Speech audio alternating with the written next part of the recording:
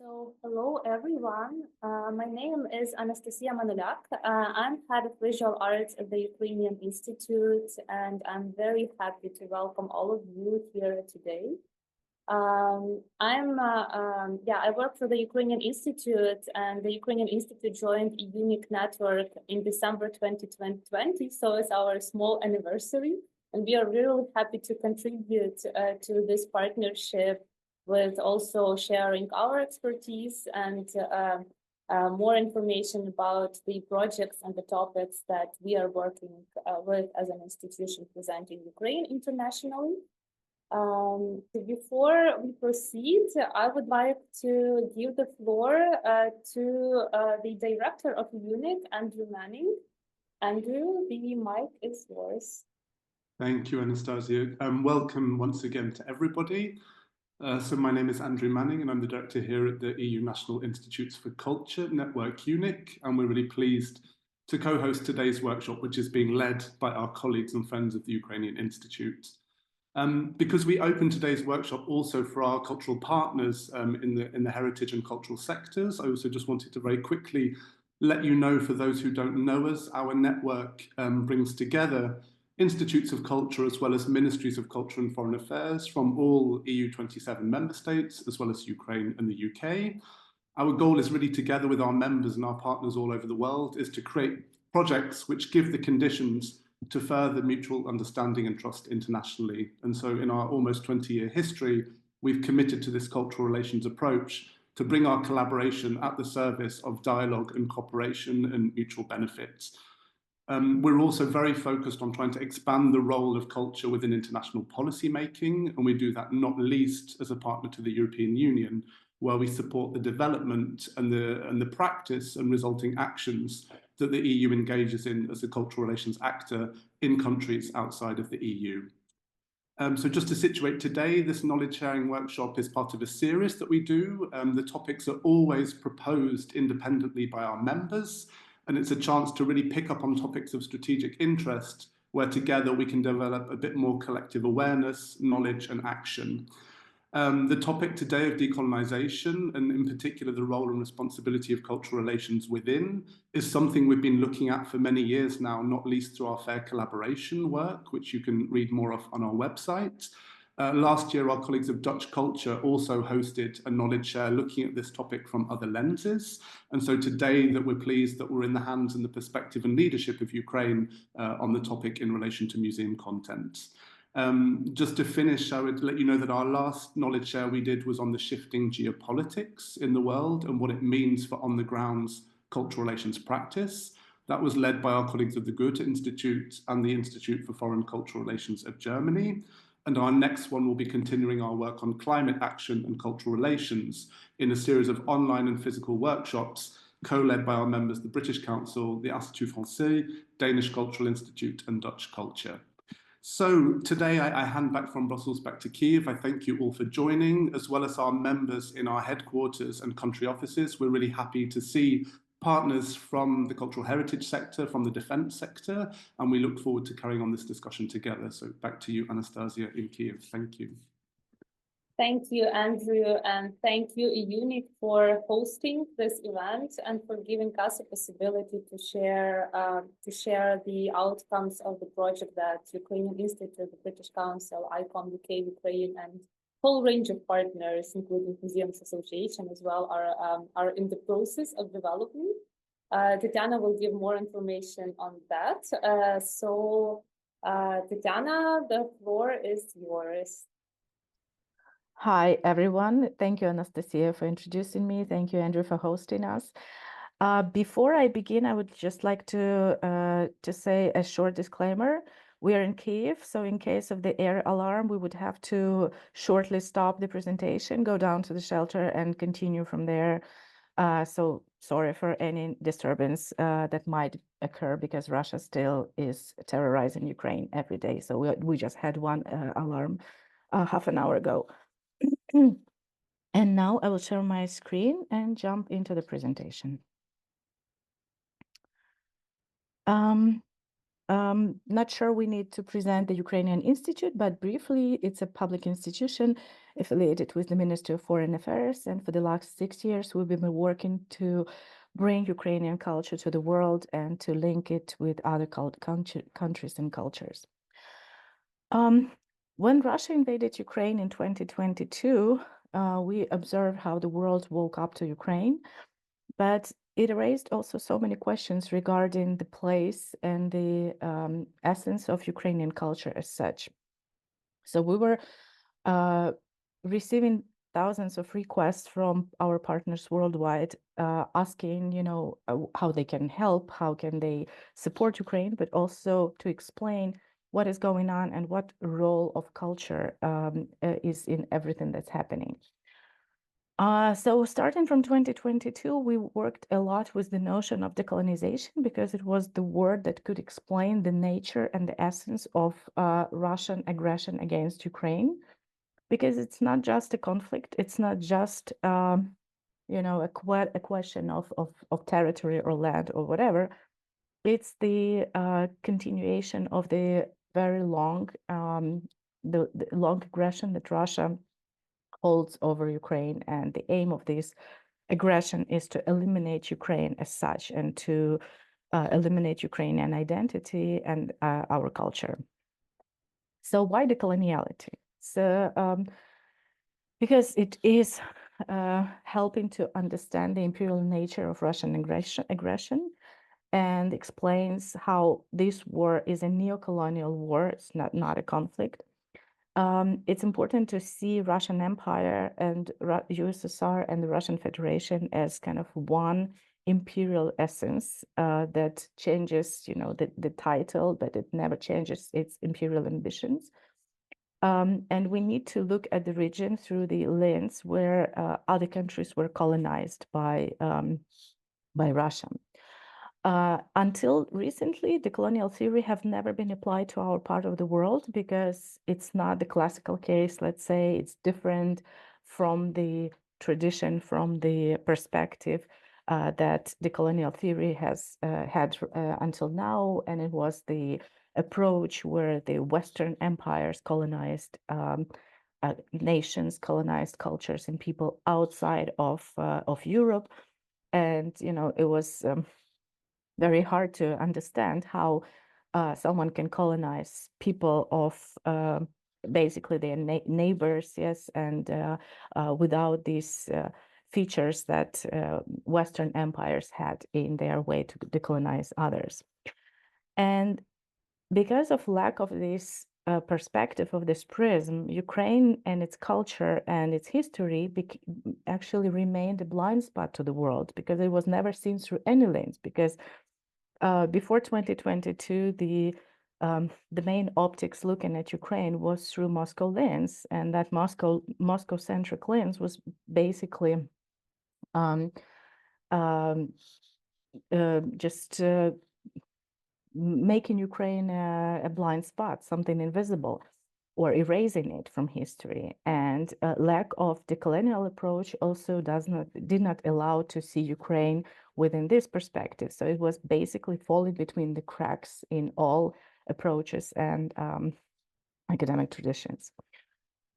So that is why Ukrainian culture was often misidentified, misinterpreted, and just overlooked. And it's true for academic discourse, but also for heritage institutions and all the institutions working with memory, including museums, academia, libraries, archives, etc.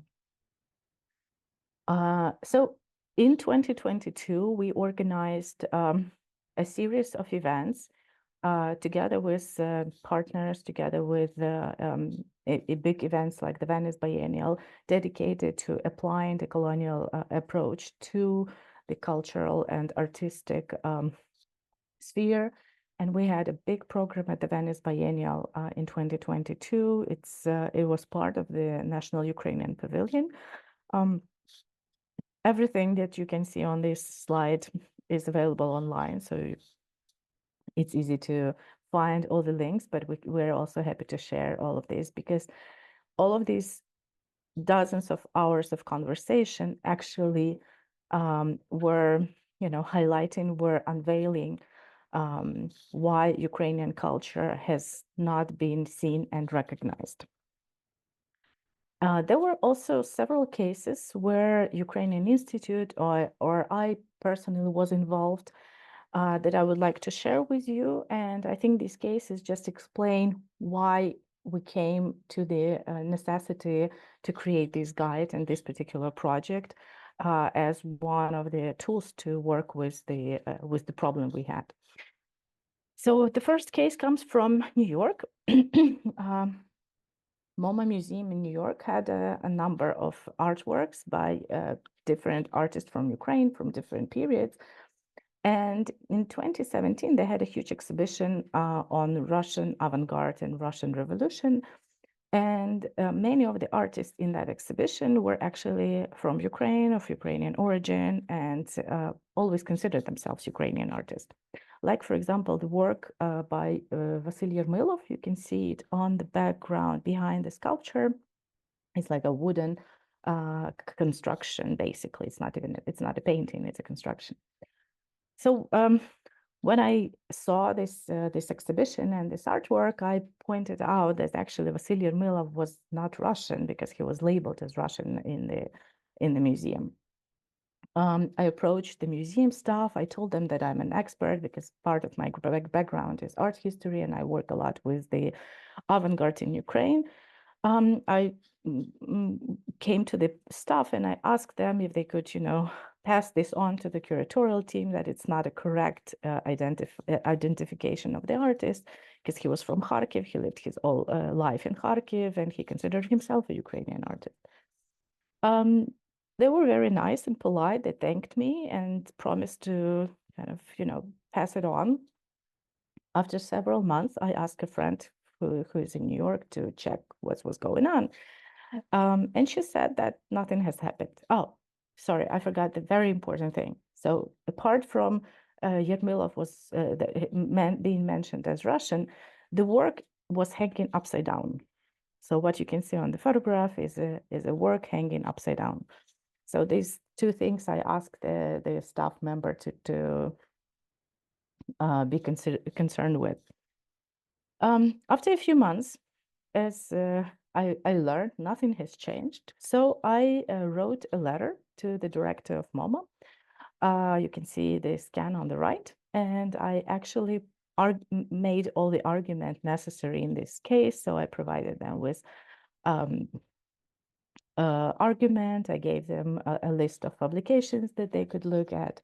And I sent a letter and I received an automatic response. Thank you for making MoMA a better place for our visitors. We are working on your request, blah, blah, blah.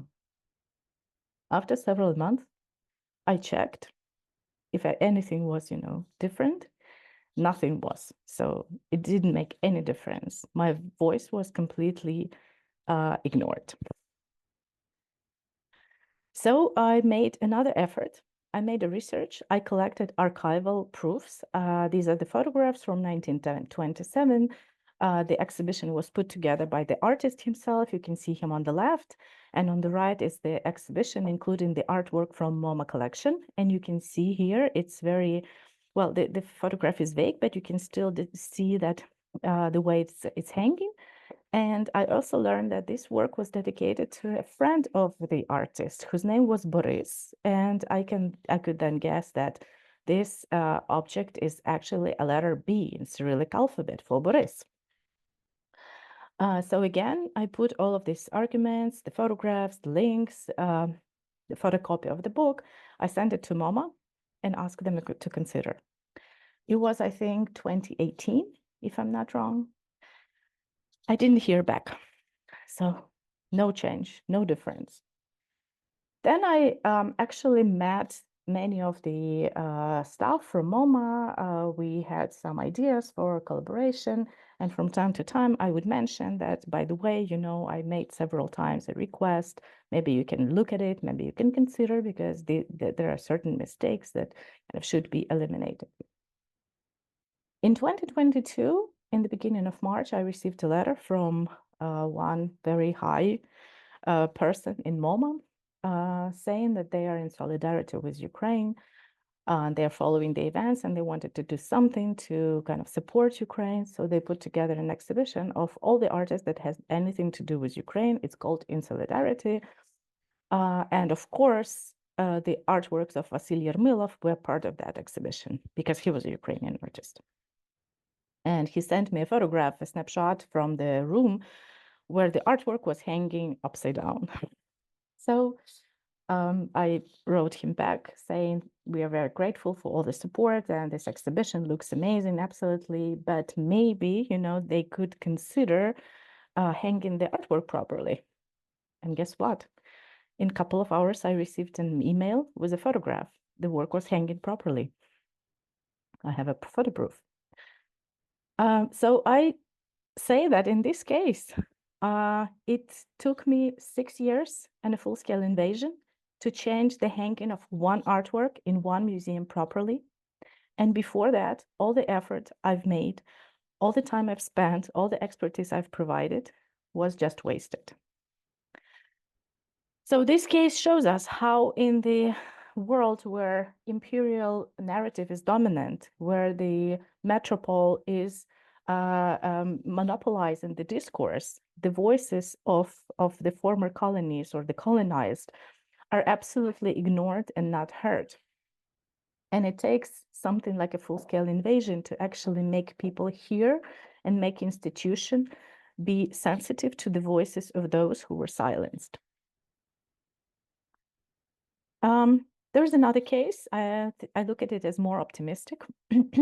When I spent a year in exile in London during the first year of the full-scale invasion, I was hosted by a family in London. I met Maria Blazinski. She is now a trustee at ICOM UK.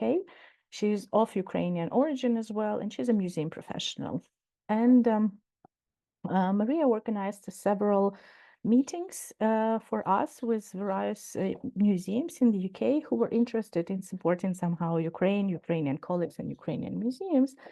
And we did kind of workshops or meetings for museum staff. They asked questions. We prepared a presentation on how they can provide their support and what can they do in response to this aggression. So when we were invited for the V&A,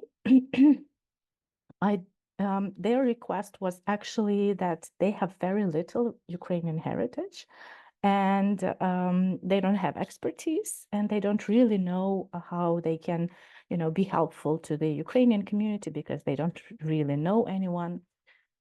So I did a little research and I was able to trace several thousand objects through their website in their collection that were of Ukrainian origin. But most of them were mislabeled as Russian, Soviet, East European, without any kind of further identity. And that's why they actually were invisible even to their own staff. They didn't know that, they had all of these objects and they had relation to Ukraine, and only know, the history and cultural, having a cultural background and knowing tricks, how these things can be kind of hidden behind other words, behind other notions, and just recognizing visually some of the objects, I was able to trace so many of them. So I prepared this this particular case for the V&A staff, and these are very prominent objects. These are 2 pairs of golden gates from a very big monastery in Kiev, Kiev-Pechersk Lavra, which is actually just across the street from our office. So we are proud to see it from the windows of our office. And these gates are in the permanent, one of them is in the permanent exhibition of Victorian Albert. It's really beautiful. It's made out of gold and silver with a very unique technique on how silver and gold could be melted together. So it's very precious. When I looked at the way how these objects were described, how they were framed in terms of the context, I was really surprised. Let's put it this way. So first of all, in the first edition, the objects were labeled as Russian because it was the Russian Empire back then. Secondly, it was told that these gates were the gift of the the Empress Catherine the Great, and they were gifted to the city of Kiev and to the monastery on her triumphant way to the newly conquered Crimea. And it's not only that Catherine was not great for Ukraine and for Crimea, because she was a very cruel and brutal colonizer. She uh, basically destroyed the Ukrainian hetman state that existed in 16th, 17th century. She was responsible for brutal massacres. She was responsible for the first occupation on Crimea. So she was everything but not great for our cultures, and we never call her great because she was Catherine II or Catherine the brutal, I don't know, the violent for us. Nothing great about her. And also, you cannot call her way to Crimea triumphant because it was the occupation of Crimea. She basically destroyed the Crimean Khanate. She destroyed the Crimean state, and she persecuted Crimeans for being there, for being Crimeans. She displaced them. She would not allow them to, continue their practices and cultural practices, first of all. So, I mean, I just could compare this wording with something like, could you imagine in 2022 saying that something was gifted to Donetsk by Putin on his triumphant way to a newly conquered Mariupol, for example? It sounds very, very scary, but it is the same as saying that Catherine II had a triumphant way into Crimea. It could be compared at the scale of violence and the scale of brutality of the events behind these things. But it's just because it's more far in history and we don't remember and don't know this history in such detail, we allow ourselves this very brutal imperial language being exposed to, millions of visitors of the Victoria and Albert Museum in relation to the object of Ukrainian heritage.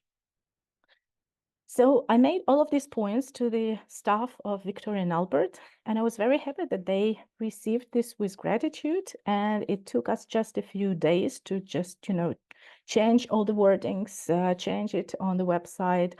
I also suggested that they should contact the Kiev-Pechersk Monastery, which is also a museum, and they have their colleagues there who would be happy to share their knowledge and explain, for example, how these gates could get to the west, because also part of the descriptions was saying that the provenance of these things is unknown and it's a mystery how these things ended up in the west, while it's not a mystery at all because it was brutally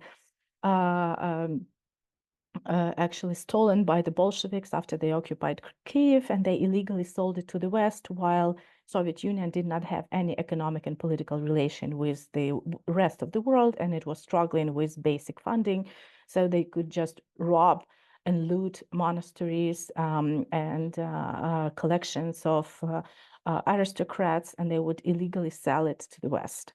And then these things were legalized through auction houses, through private galleries, and ended up in collections and then in museums. So these things are quite clearly described by Ukrainian historians, and there is no mystery behind, the provenance of these things at all. But you need to at least talk to Ukrainian colleagues and read books written by the Ukrainian colleagues in relation to these topics. And unfortunately, V&A did not have back then anyone who could help them with. So I suggested that they should contact the colleagues from the Kiev-Pechersk Lavra. They did. They're in touch now. I'm very happy that they're even working on some joint projects now.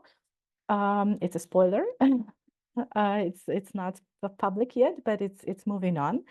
Yeah, so I mean, they are looking at their collection now, and they even had an open call for someone with Ukrainian background, with Ukrainian expertise, and they have now a person inside their team who has the expertise, the knowledge, the connections, and that is one way to decolonize, involving the local expertise, involving someone with local knowledge, and giving actually the power to those who never had it and who never had a way to express their expertise and to provide their knowledge. So things are moving really nice and fast with the V&A, and that is something that makes us all really optimistic. So I just describe you two cases very briefly. I could, spend hours talking about the details, and we also had, dozens of other cases and how things were misinterpreted, how they were misrepresented. And we realized that, it would take us eternity to deal with each and every object in each museum that counts in, I don't know, millions maybe.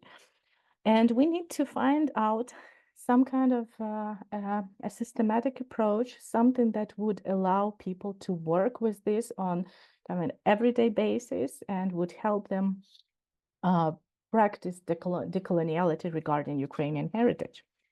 So we researched this sphere a little bit, and we found out that there were several documents, several publications, and several research done on the topic. And these two were the ones that we kind of emphasized and took as an example for us. So first one is Supporting Decolonization in Museums. It was published by the Museum Association in the UK in fall 2021, so it was quite fresh. This guide is it was designed for the UK museums who want to deal with the heritage of the former colonies of the UK. So it has a very specific, very narrow, I would say, audience and topic, but the way it was designed, the way it was, opening up the conversation with museum professionals was so well done, so great that the guide was actually very well received outside the UK, and it was widely distributed, and it was, talked about, and many people started to use it even outside the UK, just using the principles, not the cases, but the principles. So it was we looked at it as a very successful case, and we also liked the inclusiveness and how it was produced. I mean, the process, the level of expertise behind it, the ethical way, the ethical side of producing it. So we reached out to the Museum Association and asked if they would be willing to share their expertise and kind of teach us how they framed the process. And we invited them as a partner, as partners of this project as well. They were very generous and nice to share it with us. So we based our work on the approach and on the methodology of the Museum Association. But the other book, the other publication, Practicing Decoloniality in Museums, a guide with global examples, which has two authors, Sila Rez and Magdalena Wroblewska. It focuses more on the heritage of European museums and the issues of decoloniality in European museums. It was very useful as well for us because our aim was to produce a guide for museum or heritage experts, heritage community outside of Ukraine who work in different contexts, in different backgrounds, who have very little or no knowledge of Ukraine or Ukrainian heritage. And we wanted to give them very instrumental, very practical, very open way to work with Ukrainian heritage. So we used the best practices and the best examples and designed the process and started working on the guide. In total, it took us more than 2 years by now. So it's quite also a long process involving at least 5 partners that you see on the screen, but there are many more involved, including all the museums who took part and who worked with us. I don't know, dozens or maybe hundreds of experts who were involved at different stages. And it gave us, I don't know, such an insightful experience. So we've learned so much about how, Ukrainian heritage can be seen through different lenses in different regions of the world, through different optics. And we actually struggled at some point because we realized that there are at least 2 or 3 different guides that we need to produce eventually, because there are so many needs and requests from communities of different background. But we will start with one, the one that is focused on the international museum community, first of all. And we also had a very nice and productive feedback from everyone who took part in the process, that it was very useful for them. They learned through it, but they also inspired them to make a change. And it inspired also other countries, because it was important for us to involve other countries who went through Russian colonization, who experienced Russian colonization. So it was very important for us to hear and see their strategies of working with their heritage and how they, react, how they work with it. We were very happy that, this was very useful and important for everyone.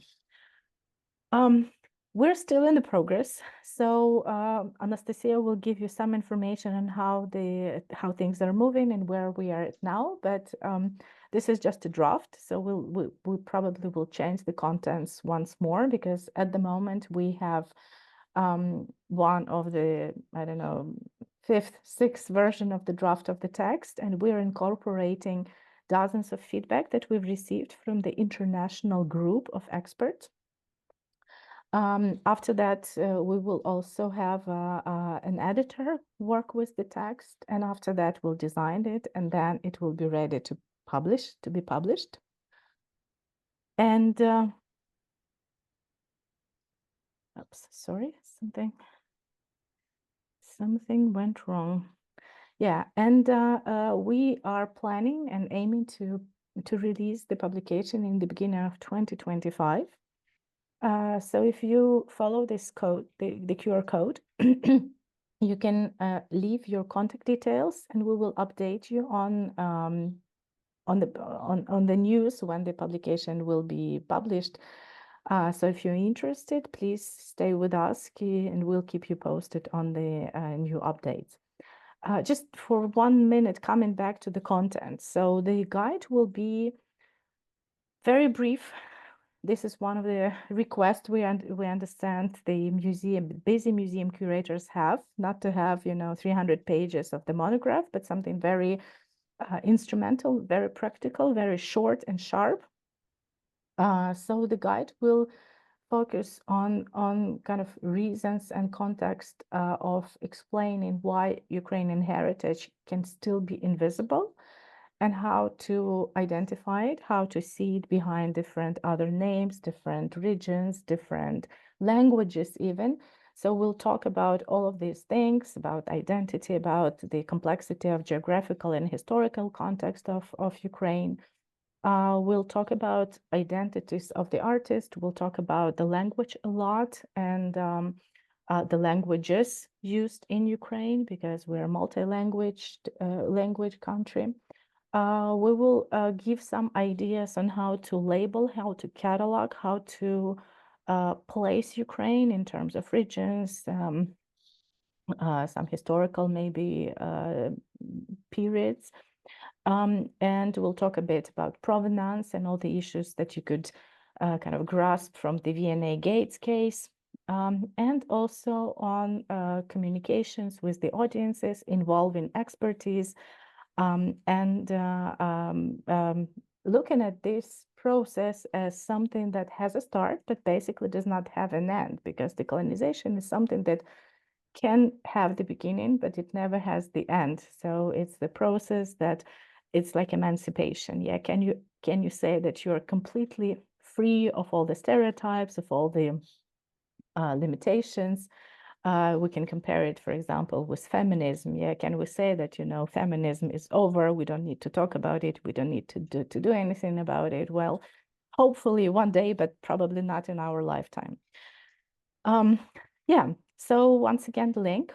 Please fill in the form, leave your contacts, and we'll get back to you. Thank you. That's it from me. I turn back the mic to Anastasia.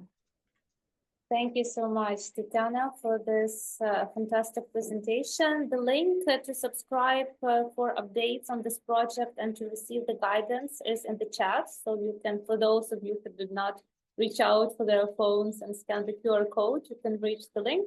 I also posted the links to the project which Tetyana mentioned, other projects of the Ukrainian Institute and partners on decolonization, especially in referring to Ukrainian cultural heritage. So also, we are encouraging you to have a look at those. Yeah, and from my side, I'll just briefly add on the methodology of the project. I'm the manager of this project on behalf of the Ukrainian Institute from the very beginning, so I know like how it works.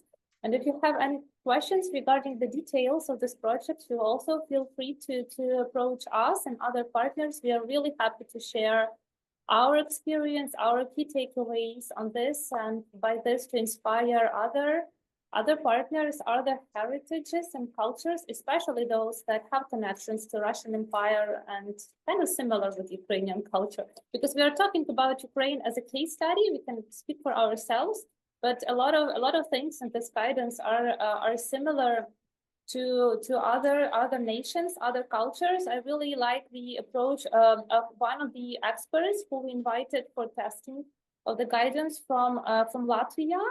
And she said that if you just change Ukraine to Latvia in the draft text of the guidance, it will still be very relevant. So for us, it's also very inspiring and encouraging to continue this work and to share this project, the whole text, but also the practical side of this project. So as Tetyana said, we started working on, the Ukrainian Institute had been working with decoloniality from the very beginning of establishing the institution in 2018. But as Tetyana said, after the full-scale invasion on 2022, we understood that international museums, especially those that have art affiliated to Ukraine in their collections, are finally ready to be in dialogue with us, to listen to us, and to include Ukrainian context in the way that they form the narratives. And for us, it was also an opportunity to be visible, to speak up for ourselves. We looked for a lot of examples. There are guidance, which Tetyana mentioned, that exist. And of course, Ukraine was not mentioned in none of them. So we approached people who were behind the projects that already were implemented, and the Museum Association guidance was the one that was the best, that would work best for us. It's very short, very practical, very very basic and very easy to implement because it has like these practical steps that you can do.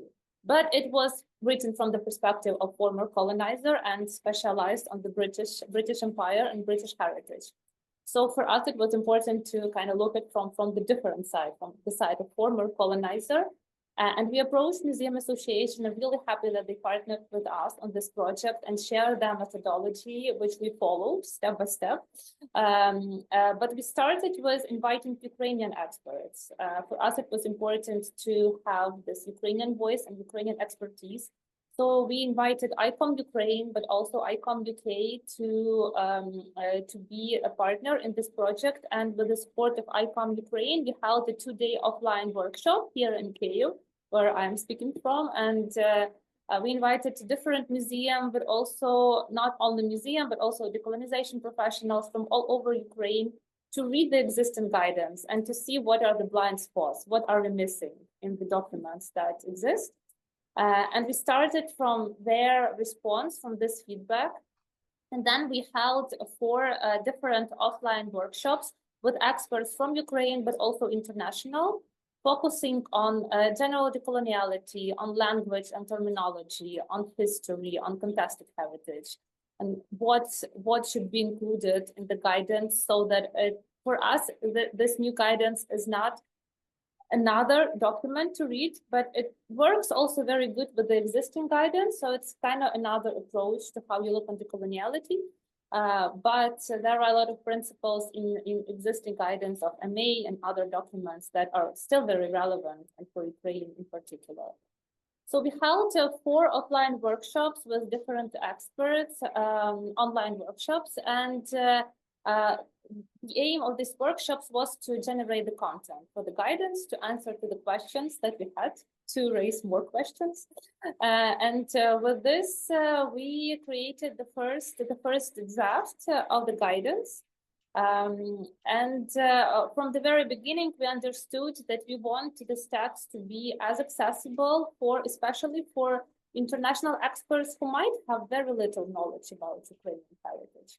As well, very practical to use for different professionals in museum, but also in art institutions wider.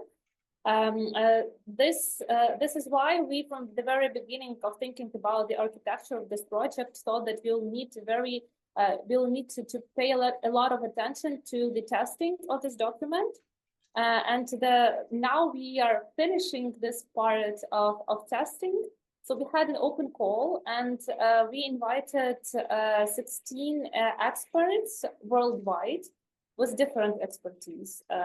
Those who are working in Ukrainian cultural sector, those who work internationally. These are experts working worldwide, from Africa, from Asia, from South America. We are really happy that we have a diverse group with diverse perspectives so that we can ensure the accessibility, but also the sensitivity of the language and the general content of this guidance. We also invited the initial experts that were working on the context of this guidance.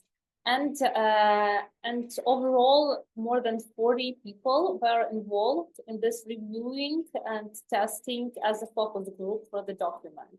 So we are now on this stage of accumulating this feedback and creating the second version, the final version of the document, which we hope will be published on February 2025. So one more reminder to subscribe for the updates, and we will make sure that you receive it, but the document will be available free of charge for everyone online. For now, we are planning to have it in 2 languages, in Ukrainian and in English, but hope that we'll have a possibility to translate it to other languages as well. So it will be available on the website of all of the project partners, but to make sure you are the first one to receive it, we encourage you to subscribe. I'll be really happy to answer to other questions if you will have them regarding this methodology. It's a complex project, but for us, it never seemed like a simple way of working. So we really wanted to ensure a lot of voices and a lot of different optics and approaches while preparing this project.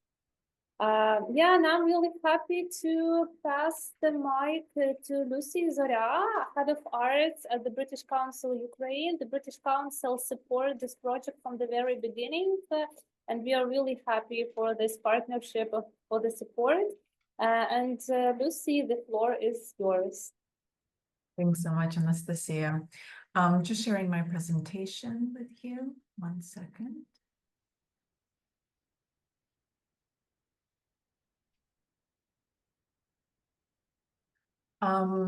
Great to see all of you here today. I was very kindly invited by the Ukrainian Institute to speak a little bit on our perspective of supporting such a project from the side of a cultural organization, but also an international organization that operates in many countries around the world, including Ukraine. So I'm speaking to you in my role as Head of Arts at the British Council in Ukraine, but I am also a Ukrainian. I'm from Kiev. I was born here. I've lived here for most of my life. And of course, this in a way also influences the way that I look at decoloniality and the way we support this. I wanted to start out our conversation with some definitions, because this is something that we are very aware of. As individuals working in cultural institutions, we are more often than not experts in colonialism, in decoloniality, but we are asked to develop programs and to work with partners, and in general to expand the decoloniality dialogue. So it's kind of important that we know what we're talking about. And actually these points, because when I first started working with this topic, I realized that it was hard for me to understand. And just for me personally, my background is cultural studies, and I'm also pursuing a degree in public history and memory studies. And very often our sessions and our courses really deal with this definition. So these aren't mine. This is from a course on memory studies that I'm currently doing from Yulia Yurchuk at Sarantorin University.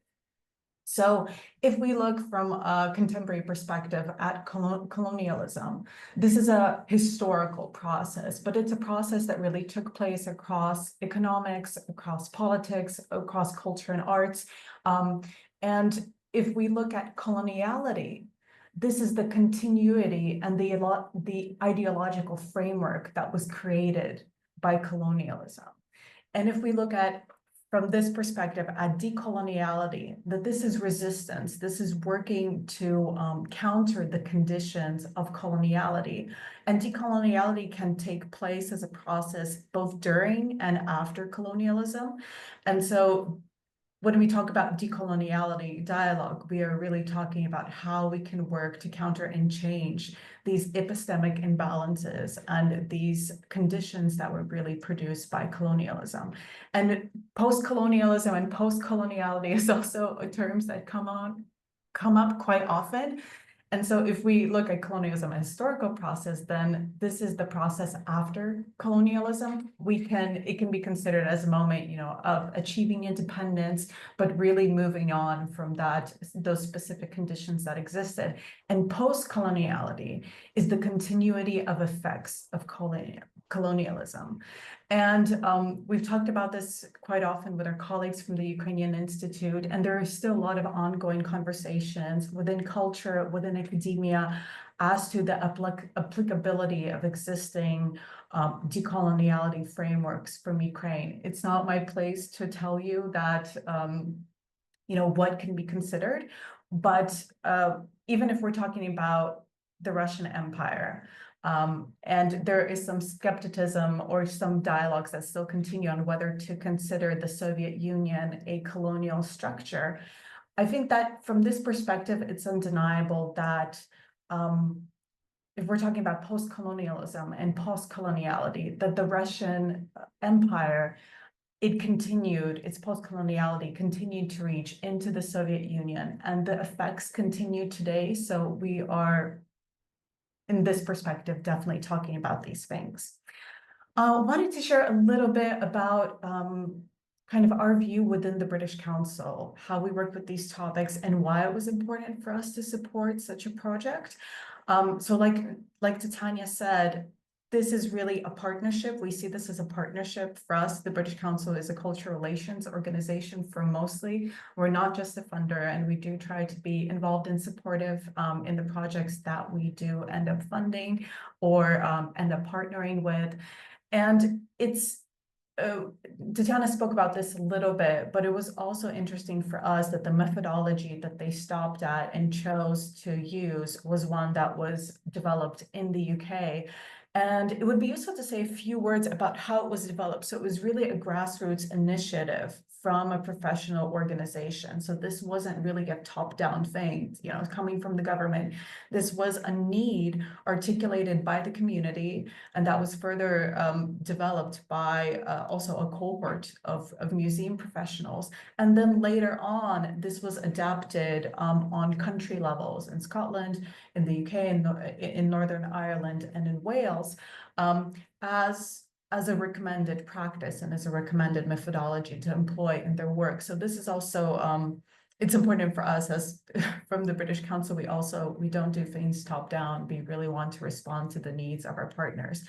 And although we all clearly understand that the context and perspective of Ukraine and the British Empire and the contemporary United Kingdom are completely different, and this is, the same for all countries and cultures that have a history and legacy of colonialism, it's still important to recognize that there are useful tools and approaches that can be adopted and need to be engaged with when expanding decoloniality dialogue and when new frameworks are being developed. So I spoke a little bit about why, but it's also we have an organizational commitment to engaging with and learning from recent colonial history at the British Council. This is a document that we have all adopted as an organization, and we are engaged in ongoing work with partners across the globe to engage with decolonial thinking, and we really try to use that to inform the way we, work, and the way we also engage with the power structures in which we exist, through which knowledge is consumed, generated, and shared, because that is that really is where we are operating, all of us.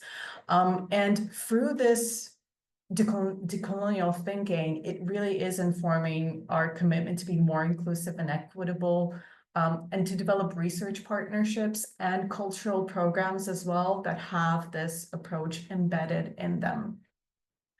So we really try to apply these things to everything, to research strategy, procurement, partnerships, project design, and delivery. And we oppose hierarchies of knowledge production and use. We welcome efforts to dismantle these hierarchies and to give voice to different knowledge traditions and ways of knowing. This is very important for our work across the globe, especially supporting indigenous populations.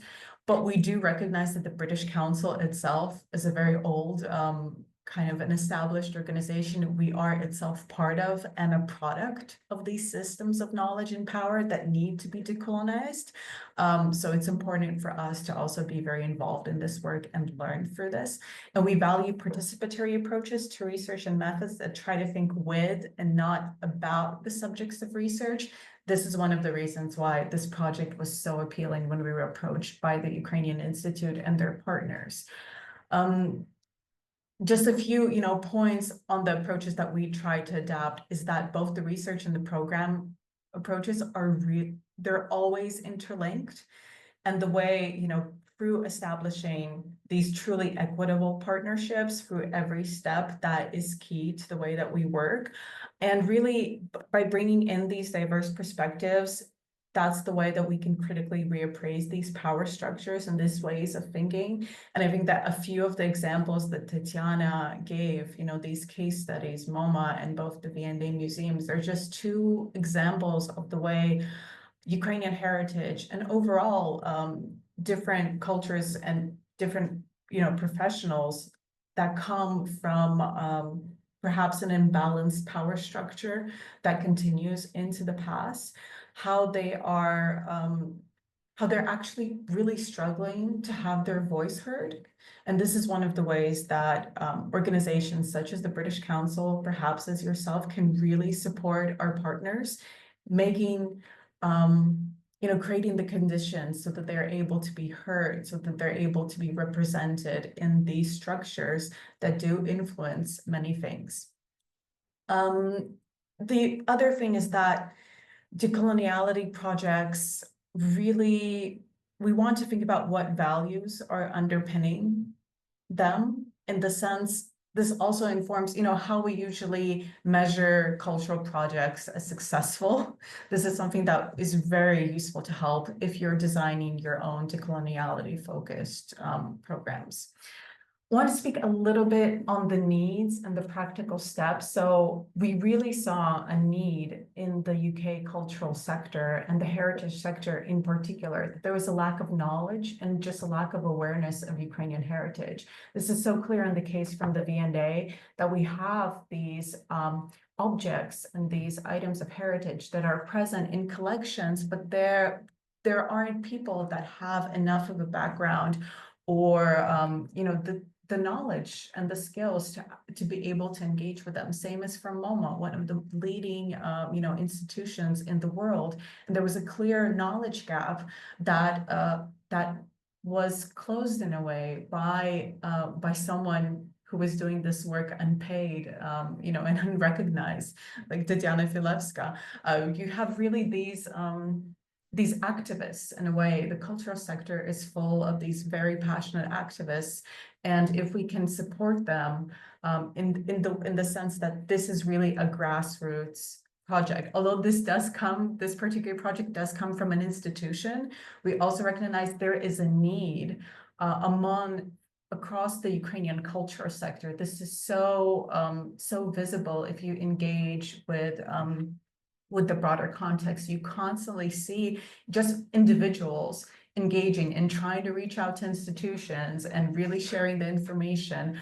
And so this is also important for us, that it's not something top down, but we're encouraging the need that is already articulated in society and from the professional perspective.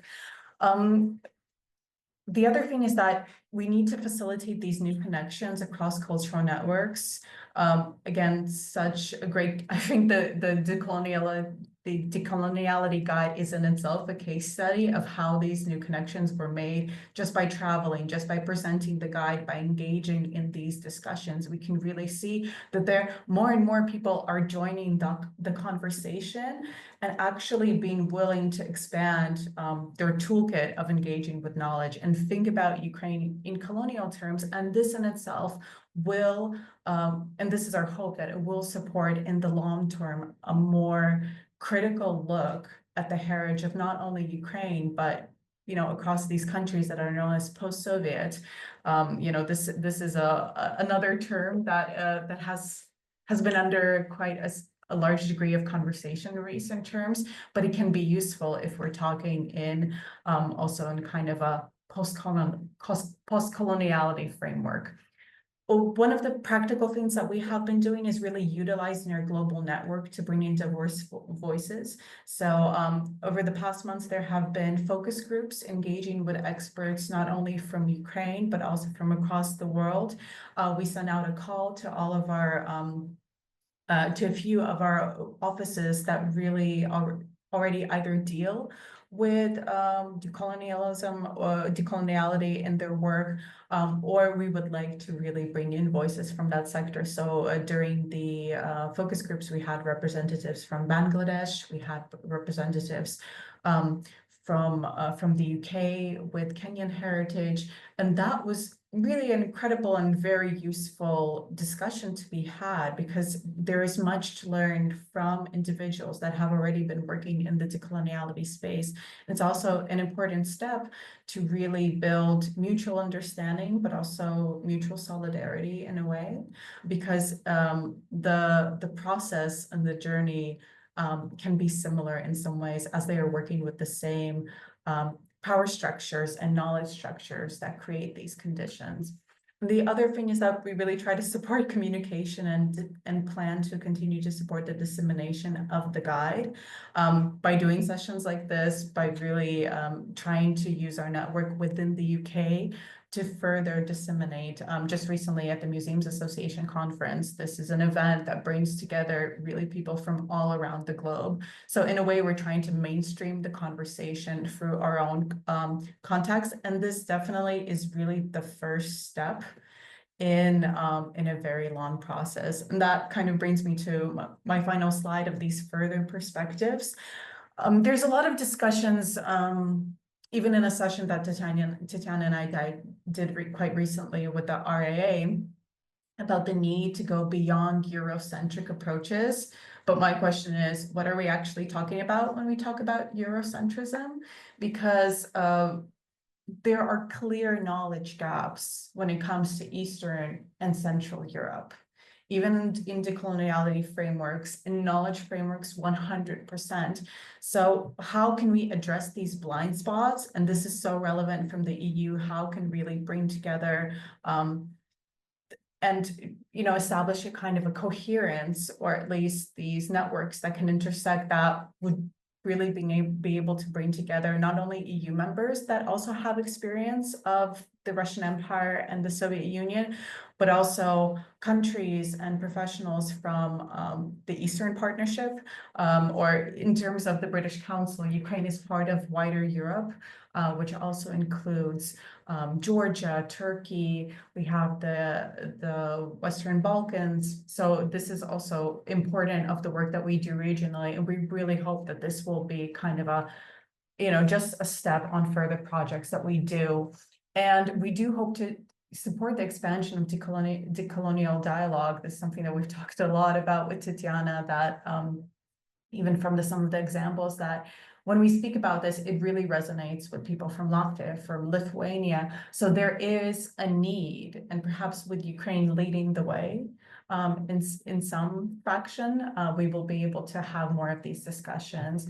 And we really hope to, support the development of these instruments for both internal and external audiences. One of the conversations that we had a lot is that the guide right now is really geared, the first intended audience is the UK sector in a way, but it's also a global heritage professionals. And it seems like the needs of Ukrainian heritage professionals, in their assessment, and they're working with their own heritage and trying to frame it and approach it through a decoloniality perspective, they are different, and that's fine. But how can we also support kind of this work on several levels and from different audiences? Because these tools, they will not be one fits all. Everyone comes from different backgrounds. Everyone comes from different opportunities even. So how can we tailor these instruments that they would be, mostly effective? And the other thing is to consider is that we are dealing with what is known as contested heritage and contested culture and contested histories. There was even a comment earlier on regarding Bulgakov, the writer. There are a lot of conversations happening even within Ukraine. How do we look at these representatives? And these were a lot of topics even during some of the focus groups that I was at. Like, how do we articulate for ourselves what is Ukrainian heritage? But I just want everyone to know that there is undeniably Ukrainian heritage and there's undeniably Ukrainian culture. But if we can, encourage just a modicum of extra curiosity and extra time that heritage professionals will devote to asking these questions, if they are working, with these individuals or with heritage, not only from Ukraine, but all across Eastern Europe, I think that we have at least a tiny bit improve the situation from our partners all across. And it's so important to recognize that this is a process. It's even one of our participants, she noted that the minute that we will publish this guide is the minute we will have to start thinking about the next one, as perspectives change and also needs change, and we will have more people engaging with this dialogue. This is a very difficult process, and it's not very pleasant, I think, especially for those who have, a big entanglement with these issues. And there is a big conversation happening in the UK around the well-being of individuals that work with decoloniality processes. And this is something that I would also encourage all of you to kind of consider if you're supporting, events and just opportunities to exchange knowledge about this. But it's also very important for us to be able to move forward. That was really my last point. Happy to talk about it. I'll stick around for any questions later on, but if you have any further inquiries or would really love to learn about more how we work at the British Council, please do reach out to me. I'll just lastly, I'll say that this area of work lies in a stream that we call culture response to global challenges. And this is an area in which we really try to support not only decoloniality, but also how we work with climate, how we work with mental health, how we work with well-being overall. So we have also a small team in the UK that takes care of this. And if you'd like to meet them, I would love to set up introduction. So thank you so much for having a listen, and also just for coming to a session like this, taking time out of your day. It's just so important it's important for our partners that we learn more about them and know how to better support them and just listen a bit more. Thanks so much. That's it. Thank you very much, Lucy. It's a pleasure to have the British Council and the partner and be working with you and you personally on this project. And thank you for starting for finishing your presentation and for starting talking about future. It's something that we also talk about a lot within the expert group of the guidance.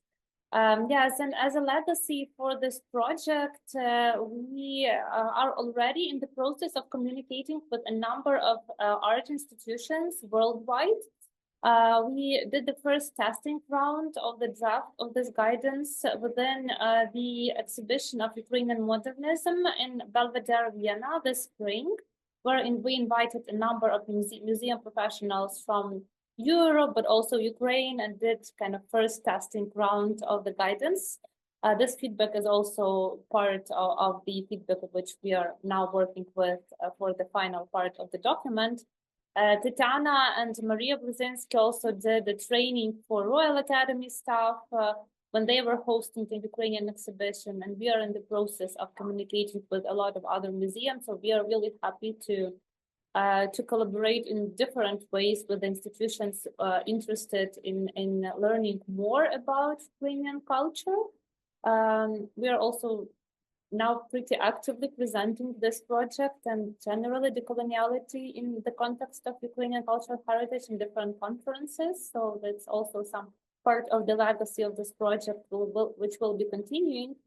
But as Lucy and Tetyana said, yeah, decoloniality is the process, and we understand that we will probably need to rethink the guidance in the moment that we publish it. The Museums Association are now in this process of rewriting the guidance which they published in 2021. The key takeaway for me, and I would say, yeah, for the group working on this, is that we still encourage other partners who are thinking about decoloniality and referring to their culture to start now, because it takes at least 2 years, as we can see, for the project of this scale to be implemented. So the sooner you start, the sooner you'll have the first outcomes to be working with, and it's a key takeaway from myself. I would maybe open this mic first to Tetyana and Lucy, to you, and then to generally the audience. We talked a little bit about this, but we had the questions also from the audience on how other countries connected to the Soviet Union, to the Russian Empire, deal with the topic of decoloniality. Maybe you have something more to add about this. Tetyana, maybe you'll be the first one. Well, yeah, just to kind of stress again that for us it's very important to inspire others to kind of highlight their heritage, because we even had this thought when we started working with our guide that, like, let's make it more general. Let's talk about heritages of the former Russian colonies, but there we came to the point where, you know, we don't want to talk about someone. We want it, and it's very difficult to talk with someone in such a kind of diverse context. So, you know, it would be impossible to put everything together about the Baltic state, Georgia, Moldova, Belarus, I don't know, others and others in just one guide. So we've decided, like, let's start with the focus on Ukraine, because we are Ukrainians. This is something that we can and are eligible to talk about, and will involve others and will inspire others to do similar things. And we're very happy that, for example, the Baltic countries, they are already following this path. And we know that our colleagues from Lithuania, Latvia, and Estonia already have like a group. They are discussing on, you know, the possible design of their guide, and they are working on it. So we are super happy that, you know, this already has its implications, and we really hope that, you know, other countries will also do their suggestions, you know, and do their publications on the question of decoloniality. Thank you. I'll also add that working on the guidance, we also were trying to ensure that the voices of these countries are included. So we invited participants from the Baltic countries, from Georgia, for example, to be in this expert committee that helped us to generate the content for the guidance. Lucy, the British Council, is also working in, a lot and helping us to ensure the diversity of the voices that are in this project. Maybe you have something to comment. Yes, it just gave a brief example on how we reached out to our colleagues across the globe. I see that also my colleague from Culture Response, Jonathan Morley, also joined the session. He really asked, he's from the Culture Response team, and he's been working very closely with this topic a bit longer than I have. Him and I, together with our other colleagues, we kind of put together a list of who we can potentially reach out to. How can we bring in not only heritage professionals, but also artists, cultural managers. So this is kind of a wider net of people that work with these decoloniality topics. From our perspective, this is quite important, as we don't only engage with the professional sector, heritage professionals specifically, but this is part of a much wider topic. And there are other, I would say, complementary instruments on how we generally engage with this topic. One thing that I just forgot to mention, I'll drop it in the chat. The British Council is 90 years old this year. So we have some programs that celebrate this, but they celebrate it in a way of providing opportunities. And so one of them is a fellowship, a research fellowship that has offered 2 spots at the University of Edinburgh. And we will have one fellow who is from Ukraine and who will be focusing her work on also kind of a decoloniality perspective. So we really want to see the guide published, and then from that, we will work towards providing maybe some opportunities and working with the guide in that form across wider Europe. But as Tetyana said, it is so useful to kind of make this connection also across the EU. So this is a bit of a homework for me on what to focus over the next year as well. Thank you very much. We also had some questions from the participants that were shared before the workshop. So I will maybe start with them, and then we'll open to the audience. There was a question, we know that, and we are talking right now that decoloniality is a grassroots initiative. And though this project is presented by institutions, it's still very much rooted in the grassroots initiatives and activism. And activism in Ukraine is connected to the advancing civil society movements, and and feminism and other movements are also very much connected. We had a question regarding the support of women feminist artists in Ukraine right now. I can maybe start with some examples. It's not directly connected to the guidance itself, but still, all of the activist movements are connected in some way. So I would maybe start with some examples on how Ukrainian female artists are working right now. For example, there is a brilliant to my idea project, which is called the Secondary Archive. It's a project initiated by Tetyana Filevska Foundation in Poland, and it aims to highlight the experiences of female artists from Central and European and East Europe. And Ukraine joined this project just before the full-scale invasion. On February 23rd, 2022, a few hours before the full-scale invasion of Russia to Ukraine started, Ukraine included first 50 names of Ukrainian artists and their experiences to this archive database. It's available, and you can have a look and see these stories. But after the full-scale invasion, it was also important to talk about the contemporary experience of female artists.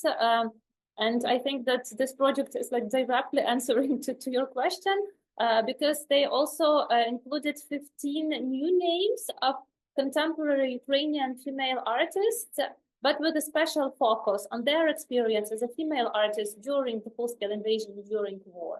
And to me, it's a brilliant project that is dealing with this topic. But Tetyana, Lucy, from your perspective, maybe you'll have something else to add to this question. Well, in the beginning of this year, I've curated a show about women's resistance in Crimea that included only women artists and activists, and showing how women are actually participating in resistance, but also as activists on the temporary occupied territories, mainly Crimea, but also other regions like Kherson region or Donetsk region, for example. And Working with this topic and working with this fantastic women artist, I've realized that there's such a deep and strong tradition of women, resisting, and of women fighting for their rights, but also for everyone's rights. So it's not only about feminism, but about, human rights in general, dignity, freedom as such. And I started curating this show as something about the recent 10 years of temporary occupation of Crimea and how women are, struggling there, how they are trying to deal with the freedom limitations, human rights violation in Crimea, how so many of them who lost their husbands because they were illegally arrested and are held in prisons for, years and years and sentenced to dozens of years for fake accusations.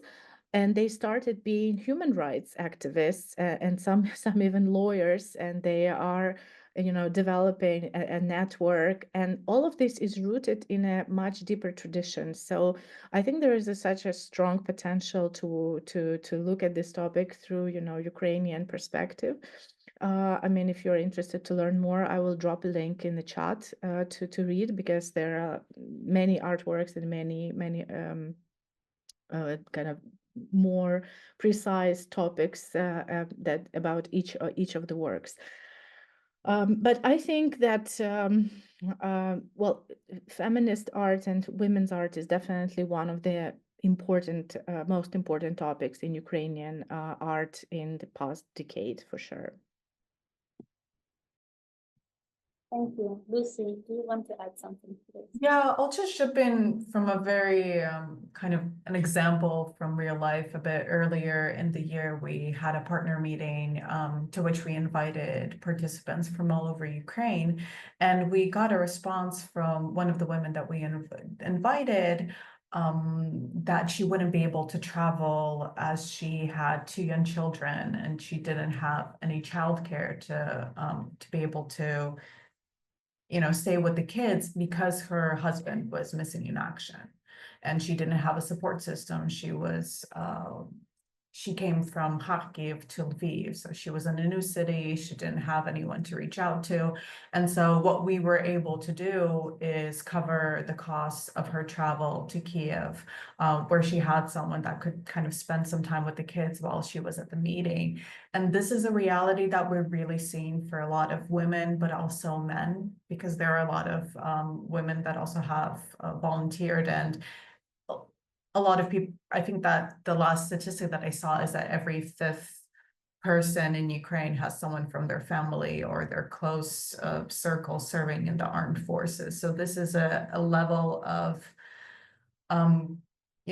just impact that is so, seen. And all of the things that we talk about that impede women from participating as artists, as cultural managers, that is really present in a very, very big way.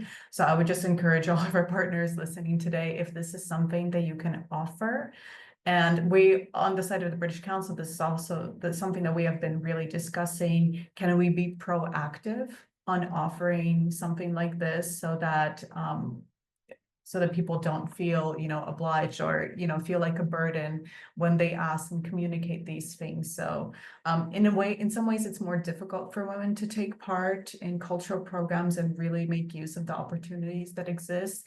On the other hand, we've seen such a vibrant and beautiful celebration of Ukrainian historical figures. We've had incredible large-scale exhibitions in Kiev about Alla Hovska, about Maria Gramachenko, Polina Rayko. So and they were so well attended. So there is a big interest within Ukrainian society to engage with female figures in the cultural sector.